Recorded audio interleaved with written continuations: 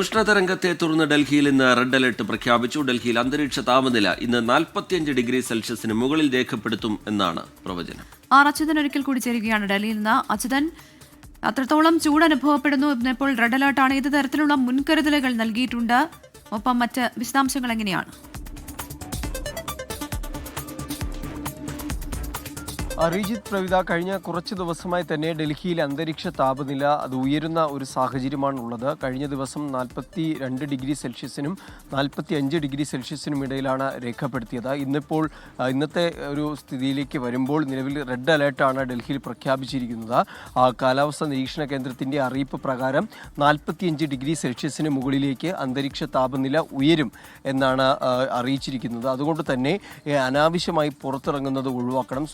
സൂര്യപ്രകാശം നേരിട്ട് ഏൽക്കുന്നത് ഒഴിവാക്കണം. അത്തരം സാഹചര്യങ്ങളിൽ നിന്ന് ജാഗ്രത പാലിച്ചുകൊണ്ട് പിന്മാറണം എന്നാണ് അറിയിച്ചിരിക്കുന്നത്. ഒപ്പം തന്നെ ഈ ഇടയ്ക്കിടയ്ക്ക് വെള്ളം കുടിക്കണം എന്ന ഉൾപ്പെടെയുള്ള നിർദ്ദേശങ്ങൾ ഇതുമായി ബന്ധപ്പെട്ട ഭരണകൂടം നൽകിയിട്ടുണ്ട്.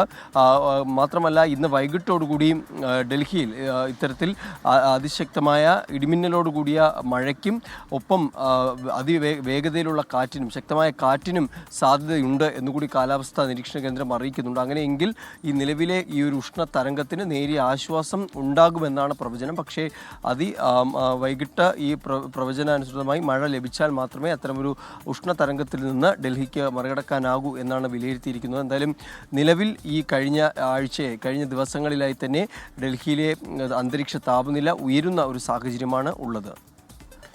ശരി, അച്യുതൻ ഡൽഹിയിൽ നിന്ന് വിശദാംശങ്ങൾ പങ്കുവയ്ക്കുകയായിരുന്നു.